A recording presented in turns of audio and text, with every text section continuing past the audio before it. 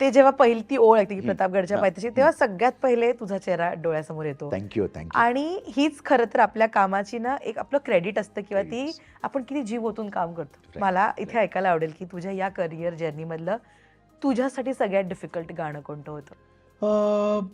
Difficult हे तर खरंच डिफिकल्ट नव्हतं. पोवाडा. पण एक अजयचं मी एक गाणं गायलं, तो पोवाडा होता. कारण एक तर बर्डन काय होतं अजय अतुलचं.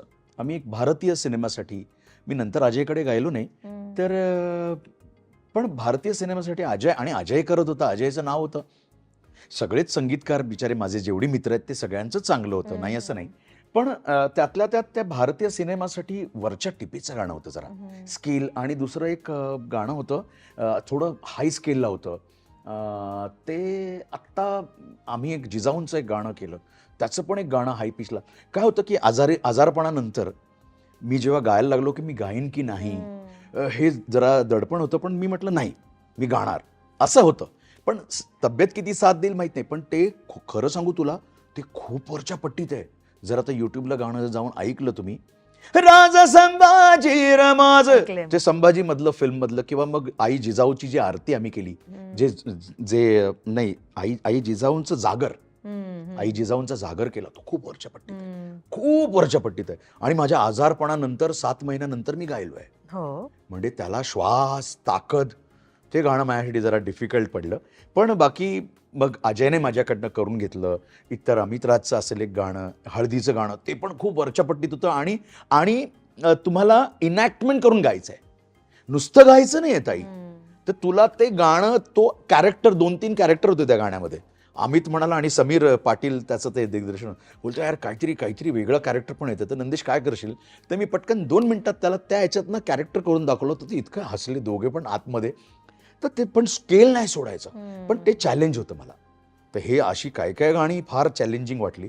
पण शिवाजीराजे भोसलेचं मला अजिबात चॅलेंजिंग नाही वाटलं. कारण मी ते आधी 10-15 वर्षापूर्वी गात होतो, सिनेमात येण्या आधी. आणि अजित परबने ते ऐकलं होतं. आणि मग मी थँक्यू म्हणेन महेश मांजरेकरांचं, अजित परबचं, की त्यांनी माझी निवड केली आणि ते गायलो मी. म्हणजे अगदी हार्डली तू बिलीव्ह नाही करणार, पोवाडा मी 15 मिनिटात गाऊन बाहेर आलो. तो पोवाडा 15 मिनिटात गायलो. पुढचा एक, आणि पोवाड्याच्या आधी ना 2 पानं आहेत महाराजांची कीर्ती बेप, ते जे पानं आहेत ती मी दरवाजा उघडला, झालं गाणं. आणि गाणं हे कोणाला माहीत नसेल, आज मी सांगतो, हे गाणं फक्त डफावर आणि तानपुऱ्यावर आम्ही रेकॉर्ड केलंय. Don't know anybody, nobody knows. आम्ही एक अजिबासनमध्ये केलं, लूप लावला होता. अजित म्हणाला, रे आपण मग नंतर भरणार आहोत सगळं, तो आत्ता हे गा, आपल्याला पाठवायचं आहे शूटला वगैरे वगैरे. तर म्हटलं ठीक आहे.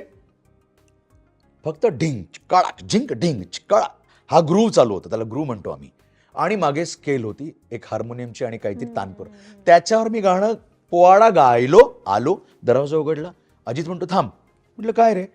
ही पानं घे. म्हटलं काय? 2 पानं आहेत. म्हटलं काय करू? हे गायचे आहेत. म्हटलं सांग चाल. आता तू संगीतकार आहेस ना, सांग चाल. अरे वेडा आहेस का तू? ते तुला माहिती आहे, तू गा. अरे अजित असं काय करू, मला माहित नाही काय. मग वाचलं, म्हणजे कोणी लिहिलंय? गुरुने लिहिलंय. म्हटलं गुरु ठाकूरांचा मित्र. म्हटलं गुरुने लिहिलंय, ओके. तर जा तू माईकवर जा. दरवाजा लावला त्याने, जा तू. आणि तो गेला आतमध्ये रेकॉर्डिंग रूम मध्ये.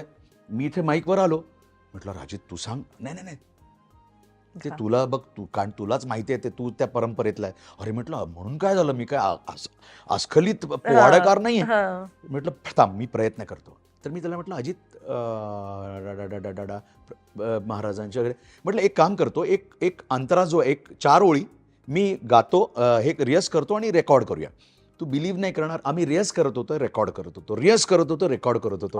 ऑन द स्पॉट ती जी सगळी जी चाल आहे किंवा जी बांधणी आहे ती तिथल्या तिथे मी केली आहे. आणि ते पण आम्ही 15 मिनिटात गाऊन बाहेर आलो.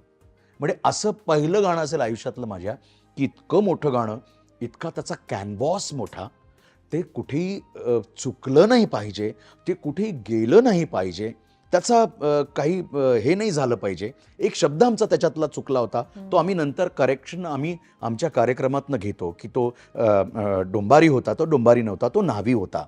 तर ते मी सगळ्यांना, मी आत्ता तेच गातो आम्ही. त्याच्यानंतर जेवढी गाणी हे आली ते आम्ही तसंच गातो. ते एक पटकन त्या ह्याच्यामध्ये फ्लोमध्ये माझ्या आणि त्या कोणाच्या लक्षात नाही आलं. पण सांगायचं तात्पर्य, अर्ध्या तासात इतका मोठा पोवाडा तो आम्ही गाऊन बाहेर आलो. अर्ध्या तासात अर्ध्या तासात. कारण मी आधी गात होतो.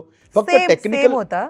सेम होता पोवाडा. Okay. तो आहे 6-7 मिनिटाचा. तो 15 मिनिटात जरा टेक्निकल काही एरर झाले. अरे हा जरा थांब, जरा सूर किंवा थांब जरा ती हे जरा इकडे ये, जरा हा पुढे ये, जरा मागे जा, असं फक्त झालं.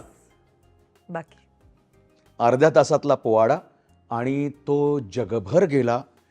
त्याच्या आधी मला माहित नाही पोवाडा सिनेमात 30-40 वर्षानंतर आला असेल जो मी गायलो. त्याच्या आधी मला नाही वाटत पोवाडा होता. जरी आला असेल तरी तेवढा नाही गाजला. पण त्या पोवाड्याने मी तुला खरं सांगतो, पुन्हा एकदा पोवाडा हा प्रकार पुनर्जीवित झाला असं मला वाटतं. त्याच्यानंतर परत सगळ्या शाहिरांना आणि परत सगळ्यांना एक पोवाडा माहिती पडला आणि पुन्हा एकदा एक त्याला वेगळं स्टेज आलं असं मला वाटतं. मला वैयक्तिक वाटतं, मी जाहीरपणे बोलत नाही, पण मला असं वाटतं. कारण त्याच्यानंतर बघ ना तू, सगळीकडे लहान लहान मुलं सगळे. सत्यजित जामसंडेकर नावाचा एक खूप चांगला वादक आहे, जो माझा छोटा भाऊ आहे, त्याचा मुलगा जो 6 महिन्याचा होता, हा सगळ्यात माझा छोटा फॅन. प्रतापगडचा सगळा तो अख्खा तो माझा पोवाडा असा बघायचा आणि मग बाहेर जायचा. आजही तो बघतो. तर 1.5 वर्षाचं झालंय ते कार्टन. तो माझी सगळी गाणी, बाबांची गाणी बघतो.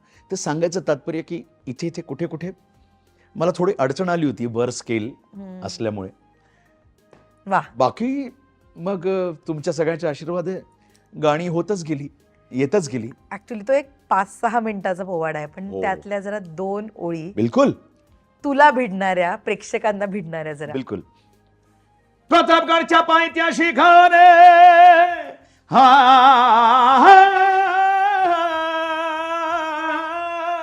प्रतापगडच्या पायथ्याशी खान आला बेगुमान, नाही त्याला जाण शिवाजी राजाच्या करामतीची, त्यासी नाही जाणीव शक्तीची, आणि करील काही कल्पना युक्तीची. हाजी री री री री री